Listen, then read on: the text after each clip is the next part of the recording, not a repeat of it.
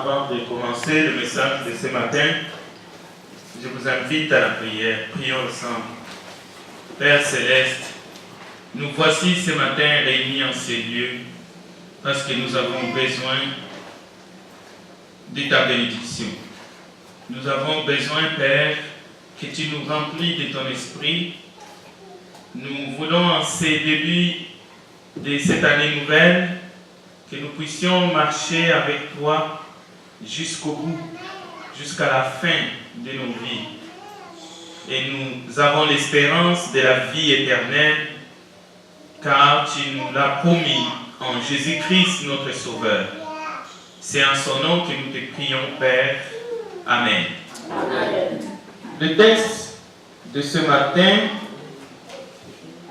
c'est vraiment quelque chose que nous devons y penser deux fois. Israël, le peuple béni de Dieu, vient de perdre la bataille contre un autre peuple. Et l'arche de l'Éternel, qui était la présence de Dieu au milieu d'Israël, est apportée. Les Achodiens apportent l'arche et ils vont garder l'arche dans la maison de Dagon. Dagon, c'est un dieu, un faux dieu d'un peuple qui n'adore pas le vrai Dieu, le Dieu créateur. Mais le lendemain matin, l'élève tôt entre dans la maison de Dagon. Dagon est par terre, la face contre terre. Là, ils disent, mais qu'est-ce qui se passe? Il prend Dagon, il le remet à sa place. Le lendemain, pire des scénarios, non seulement Dagon est à terre, mais il perd certains de ses membres, face contre terre. Alors, ce qui va s'ensuivre, c'est que ces gens vont avoir peur, ils vont ramener l'arche de l'alliance. Ils vont dire, non, nous ne voulons pas cette arche chez nous, prenez-le. Cette arche nous apporte le malheur. Nous allons revenir dans le jardin d'Éden rapidement parce que nous voulons faire nous allons conclure l'étude pour ceux qui étaient avec nous mercredi. Dans le jardin d'Éden, lorsque Dieu vient vers l'homme et la femme, après avoir désobéi à Dieu, Dieu va s'adresser au serpent, à la femme et à l'homme, successivement. Mais en s'adressant au serpent, Dieu va dire ceci. L'Éternel Dieu dit au serpent, Genèse chapitre 3, verset 14. Puisque tu as fait cela, tu seras maudit parmi tous les bétails et tous les animaux sauvages. Tu marcheras sur ton ventre et tu mangeras de la poussière tous les jours de ta vie. Je mettrai une inimitié entre toi et la femme, entre ta descendance et sa descendance. Celle-ci t'écrasera la tête et tu lui blesseras les talons. Qui a mis l'inimitié, l'hostilité entre les deux descendances? Eh bien, tel que nous le lisons dans la parole de Dieu, donc c'est le Créateur. On peut dire qu'il est en train de donner comme conséquence à ce que le serpent a fait. Il dit, à cause de ce que tu as fait, je veux mettre cette inimitié. Ça, c'est le jour où tout a basculé. On peut dire c'est le jour où tout a chaviré dans l'Éden. Le jour où le serpent même, il avait perdu ses pattes. Parce qu'avant ce scénario, le serpent avait ses pattes. Mais il fallait qu'il commence à ramper. Maintenant, pourquoi mettre l'inimitié entre la descendance du serpent, même si c'est spirituel, et la femme, et la descendance de la femme? Eh bien, c'est pour le bien de la race humaine. C'est pour le bien de la descendance d'Adam et Ève. Parce que Dieu n'a pas voulu se séparer éternellement avec les créatures bénies que lui-même a fait de ses mains. Et il a soufflé le souffle de vie dans l'homme et dans la femme. Alors Dieu dit, la descendance de la femme t'écrasera la tête et toi, tu lui blesseras les talons. On peut appeler ça le moindre mal. Alors, souvent quand nous pensons à la mort physique, nous sommes un peu déprimés. Mais en réalité, à travers la mort physique, Dieu a voulu que ceux qui obéiront à son Fils, Jésus-Christ le Rédempteur, puissent retrouver le Dieu Tout-Puissant et vivre avec lui éternellement. Donc, l'histoire de Jonas, par exemple, les scientifiques et les gens de ce monde disent cette histoire est difficile à avaler, même pour un gros poisson. C'est difficile parce que dans le sein d'un poisson, qu'il soit la baleine ou un requin, il n'y a pas d'oxygène. Comment est-ce que Jonas a survécu dans ces poissons? Mais par contre, chaque jour, si vous regardez dans les histoires des hommes, vous allez entendre que quelque part, un requin blanc a pris son dîner et c'était un plongeur, parfois même en direct de la télévision. Et ça, on y croit facilement. Qu'un requin blanc a pris son déjeuner, mais c'était un plongeur avec son masque d'oxygène et tout ce qu'il lui faut. Il est allé au fond, mais comme une mauvaise mésaventure, tac, le requin blanc, il a son dîner, il a son déjeuner. Ça arrive tout le temps. Je connais un plongeur professionnel français, et lui aussi, il s'est fait mordre simplement sous l'eau, et on est allé sortir juste un cadavre. Prenons un autre exemple. L'histoire de l'arche de Noé, c'est une histoire difficile à avaler aussi. L'arche de Noé n'avait pas coulé, selon les scientifiques. C'est quelque chose qu'on a inventé pour essayer de dormir les gens. Mais vous savez bien, on en a fait même un film. Le Titanic a vraiment coulé. Et ça c'est resté au fond. Et on est même allé sortir de Caracas plusieurs années. Et on en a fait un film qui a fait des millions, qui a fait le tabac dans le monde. C'est pour vous dire qu'il y a des paroles dans la Bible, si nous ne faisons pas attention, à cause que notre esprit est modelé selon le monde, nous avons des difficultés à croire à la parole pure de Dieu. Bien que nous savons que Dieu, il peut tout. Dieu peut faire de sorte que Jonas ait de l'oxygène qu'il a besoin, même au sein d'un gros poisson. 3 jours. Et après, il s'est fait cracher à Ninive. Oui, il peut faire ça. Dieu peut faire de sorte que celui qui est mort aujourd'hui ou hier, après un certain nombre de temps, qu'il soit ressuscité et qu'il vive éternellement. Dieu peut faire. Et d'ailleurs, ton esprit est éternel, ton âme est éternelle. C'est seulement le corps, c'est ça la définition de la mort, c'est la séparation du corps avec l'âme et l'esprit. Selon Jean chapitre 1 verset 3, 1 Jean 3, 8, le Fils de Dieu parut pour détruire les œuvres du diable. Quelles sont les œuvres du diable? Souvent nous pensons seulement que les œuvres du diable, c'est le mensonge, le vol, l'adultère, le meurtre, ainsi de suite. Bien entendu. Mais ce n'est pas de cela qu'il s'agit ici. Parce que depuis que Jésus est venu,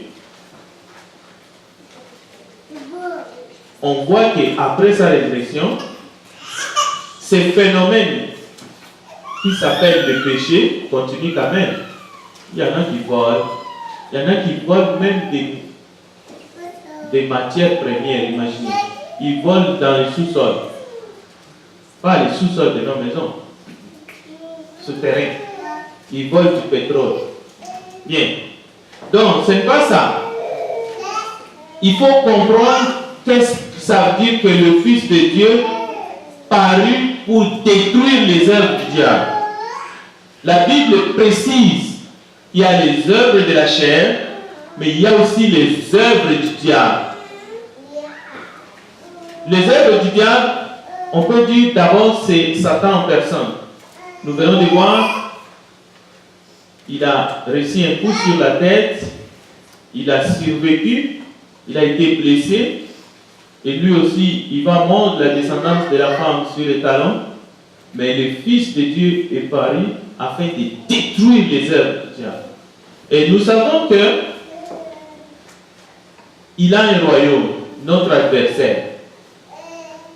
Pas l'adversaire de Dieu. Son royaume, ça s'appelle le royaume de Satan. C'est le royaume des ténèbres. Il y a des humains qui ont volontairement donné leur âme pour collaborer avec lui, malheureusement. Mais le Fils de Dieu apparut afin de détruire les œuvres du diable. Le Fils de l'homme est venu chercher et sauver ceux qui étaient perdus. Toi et moi. Nous étions perdus. Pourquoi? Nous étions en train de faire les œuvres du diable. Et lui, il est venu pour nous sauver, pour nous chercher. Est-ce qu'il nous a trouvés ce matin? Est-ce que tu as été trouvé par le Fils de Dieu? Mais avant qu'il te trouve, avant qu'il me trouve, il doit d'abord détruire les œuvres de l'ennemi. C'est très important. Jésus a accompli sa mission. C'est pour ça qu'il a dit lui-même, je suis venu chercher et sauver ceux qui étaient perdus. Adam était mort. Par Adam, la mort spirituelle est entrée dans le monde. Mais Jésus devrait venir pour détruire la mort. Et en mourant, Jésus a détruit la mort. Jésus a détruit les œuvres du diable.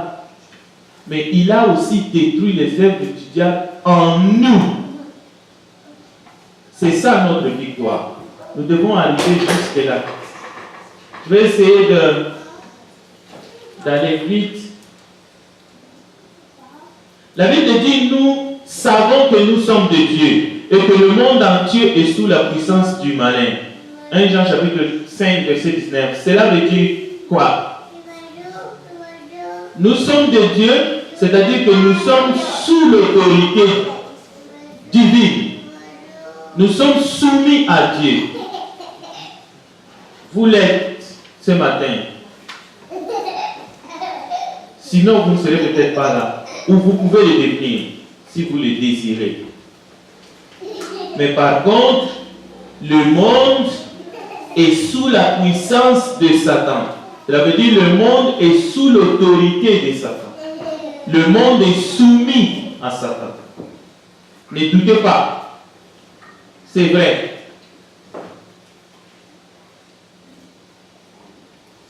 Parce que Jésus est venu détruire les œuvres du diable, comment il a procédé? Nous devons savoir cela.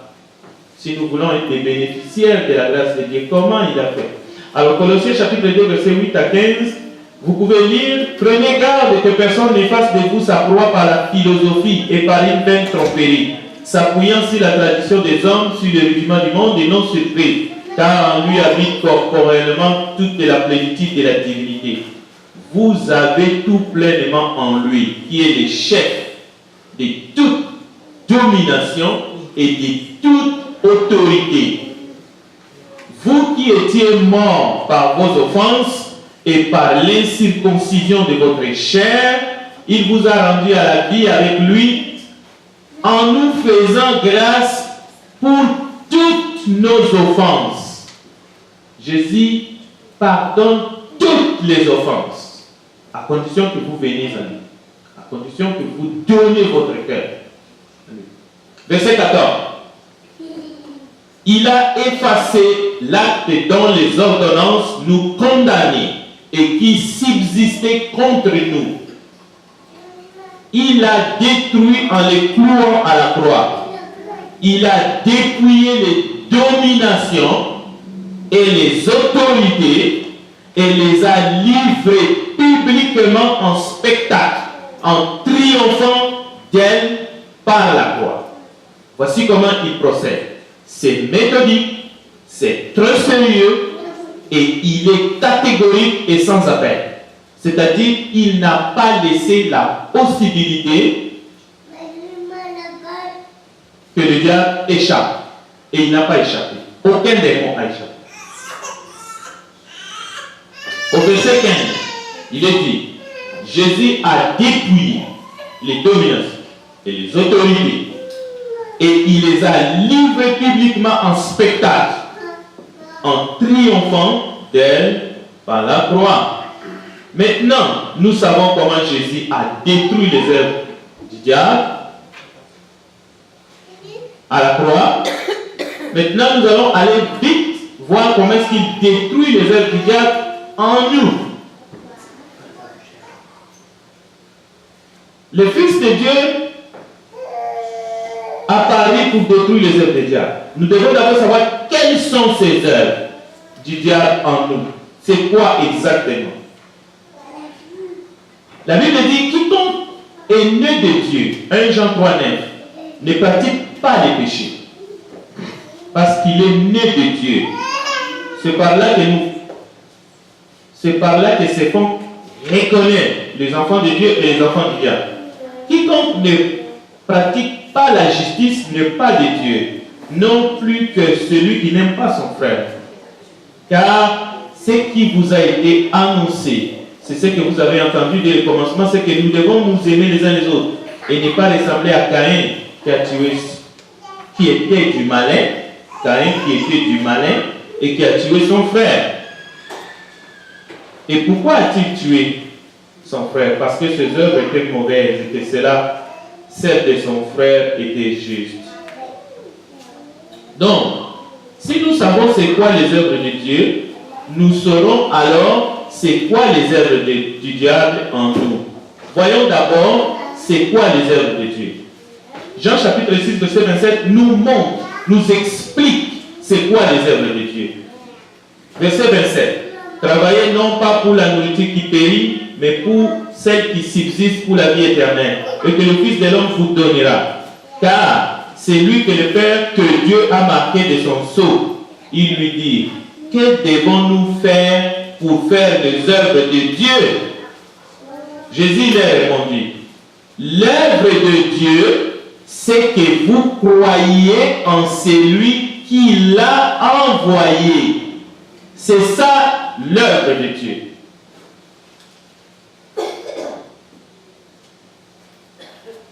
L'œuvre du diable en vous, c'est quand vous ne croyez pas en celui que Dieu a envoyé, Jésus-Christ. Vous trouvez la même chose dans Jean 17, même dans Jean 1, 12. Vous allez trouver la même chose. L'œuvre de Dieu, c'est que vous croyez en celui que Dieu a envoyé et qui est venu détruire les œuvres du diable sur la croix et en nous. Donc, les œuvres du diable en nous, ou l'œuvre du diable en nous, c'est l'incrédulité, ne pas croire à celui que Dieu a envoyé. Ne pas croire à toute sa puissance. Ne pas croire que celui qui est le sauveur, celui qui ôte le péché du monde. Vous pouvez honorer le Seigneur par tes lèvres. Si nous croyons seulement du bout de nos lèvres, nous croyons juste en parole, cela ne suffit pas. Sachez que le diable travaille fort pour que vous puissiez douter en Christ, mais aussi à ce qu'il a fait. Beaucoup doutent en Jésus. Comment? Ils ne croient pas réellement à l'œuvre de Jésus-Christ à la croix. Donc, l'œuvre du diable est pleine en vous en ce moment-là. Certains doutent de Jésus parce que il parle de lui, mais sans conviction. Sans conviction. Refuser de croire à celui que Dieu a envoyé, c'est ça l'œuvre du diable dans le cœur des Juifs qui ont rejeté Jésus et certains d'entre eux jusqu'à maintenant, au moment où je vous parle. Et ils ne sont pas les seuls. Il y a plein de gens dans ce monde et qui confessent qu'ils ne croient à rien ou ils croient à un être supérieur, mais ils ne croient pas en Jésus comme celui qui est envoyé par Dieu pour venir nous sauver de nos péchés. Et c'est ça exactement ce que le serpent a fait avec Ève dans le jardin. Il a remis en cause la parole de Dieu, les informations qu'ils ont reçues de la part de Dieu. Il a remis en cause Caïn dans son cœur. Il a remis en cause les paroles que Dieu lui a dit. Caïn, regarde dans ton cœur, le péché est tapis dans ton cœur. Si tu fais bien, tu relèveras la tête. Mais Caïn, il a remis tout ça en cause. Qu'est-ce qu'il a fait? Il a plongé derrière son frère, juste après avoir reçu Dieu et après l'avoir entendu, il a tué son frère avec. Parce que Satan travaillait en lui. Donc, nous voyons que les œuvres de Dieu, c'est de croire en celui qui l'envoie. Et les œuvres du diable, c'est avoir votre esprit concentré sur d'autres œuvres, sur d'autres personnes, ou sur vous-même, de sorte que vous ne croyez pas à celui que Dieu envoie, Jésus-Christ. C'est ça que ça veut dire pratiquer les péchés. C'est une incrédulité continuelle. Vous pratiquez les péchés. Mais l'enfant de Dieu peut être sauvé. Vous pouvez tomber dans le péché, c'est-à-dire vous pouvez commettre le péché comme par accident, mais vous devez vous relever. Vous devez vous repentir et confesser et couper le pont avec le péché. Le sang de Jésus vous purifie de tout péché et vous levez votre tête. Vous êtes purifiés, vous êtes lavés. Et même ceux qui ne sont pas en Christ, c'est comme ça que ça se passe. Le jour qu'ils acceptent le Seigneur, ils sont baptisés pour le pardon de leurs péchés, ils sont lavés, peu importe ce qu'ils étaient. La parole de Dieu dit, certains d'entre vous étaient des voleurs, certains d'entre vous étaient des méchants, certains d'entre vous étaient... Nous étions dans ces choses, mais Christ nous a lavés, Christ nous a purifiés. Mais attention, même parmi les ministres, il y en a, les œuvres du diable sont en eux. C'est Paul qui le dit dans 2 Corinthiens chapitre 11, verset 13. Ces hommes-là sont des faux apôtres, des oubliés trompeurs, déguisés en apôtres de Christ, et cela n'est pas étonnant, puisque Satan lui-même se déguise en ange de lumière. Donc lui-même, s'il se déguise, alors il y a des ministres aussi qui se déguisent. Donc, il n'est donc pas étrange que ces ministres aussi se déguisent en ministres de justice. Mais leur fin sera selon leurs œuvres. Donc, aujourd'hui dans le monde, il y a des ministres de Dieu qui se disent ministres de Dieu, mais ils se sont déguisés dans le but de propager un message qui va amener le peuple dans la perdition. Maintenant, voici un exemple. À l'époque de la vieillesse de Salomon, ces femmes inclinaient son cœur vers d'autres dieux. Et son cœur ne fut point tout entier à l'Éternel son Dieu comme l'avait été le cœur de David son père. Salomon alla après Astarté, divinité des Sidoniens, après Milcom, l'abomination des Ammonites, et Salomon fit ce qui est mal aux yeux de l'Éternel. Il ne suivit point pleinement l'Éternel comme David son père. Alors, écoutez bien, Salomon bâtit sur la montagne qui est en face de Jérusalem un haut lieu pour Kemosh, l'abomination de Moab. Tout ça, ce sont des faux dieux. Et pour Moloch, l'abomination des fils d'Ammon. Et il fit ainsi pour toutes ces femmes étrangères. Chacune de ces femmes étrangères, Salomon a bâti un autel pour un faux dieu, pour qu'on adore ces faux dieux-là. Il offrait des parfums et des sacrifices à leur Dieu.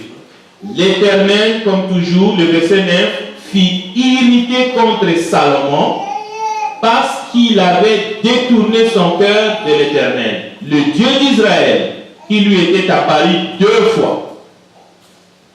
Le Dieu qui lui a apparu 2 fois, voici Salomon, lui qui était l'homme le plus beau, qui s'est vêtu plus que toutes les fleurs dans ce monde, l'homme le plus riche de tous les temps, l'homme qui a joui du plaisir jusqu'au fond, avec 1000 femmes.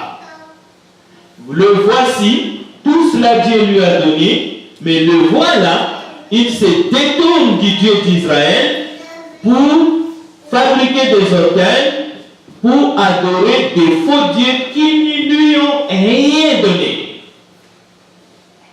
L'Éternel dit à Salomon, puisque tu as agi de la sorte, et que tu n'as point observé mon alliance et mes lois que je t'avais prescrites, je déchirerai les royaumes de dessus toi et je les donnerai à ton serviteur. Seulement, je ne les ferai point pendant ta vie à cause de David ton père. C'est de la main de ton fils que je l'arracherai. Je n'arracherai cependant pas tous les royaumes. Je laisserai une tribu à ton fils à cause de David mon serviteur, à cause de Jérusalem que j'ai choisi. Pour montrer que Dieu est toujours et il reste le Dieu de compassion. Mais c'est un Dieu bon qui nous aime et qui ne veut pas qu'on se détourne. Et en cette année nouvelle qu'il nous donne comme la grâce, il n'y a personne, mais personne parmi nous qui va se détourner du Dieu vivant ou qui va se permettre de se décourager. Alors, nous avons tous ces faux dieux comme Moloch à qui on sacrifiait les enfants. Mais Salomon va construire un autel pour Moloch. Baal. Salomon va construire un autel pour Baal. Astarté. Et vous vous rappelez du veau d'or que les enfants d'Israël aussi ont fait. Dagon, un dieu. Le point ici que je voulais soulever, c'est que tous ces faux dieux avaient toujours 2 façons de se présenter. Ils avaient une partie de leur corps, c'était un animal, et l'autre, c'était un être humain. C'est comme ça que les faux dieux antiques se présentaient, et même jusqu'à aujourd'hui, ils ont toujours 2 façons de se présenter. Une partie comme Dagon, c'est un poisson, un être humain en même temps. La mythologie grecque, c'est quelque chose qu'il faut comprendre parce que les Grecs, les Romains et d'autres peuples qui sont cités dans la Bible, ils adoraient des dieux qui n'étaient pas les vrais dieux d'Israël.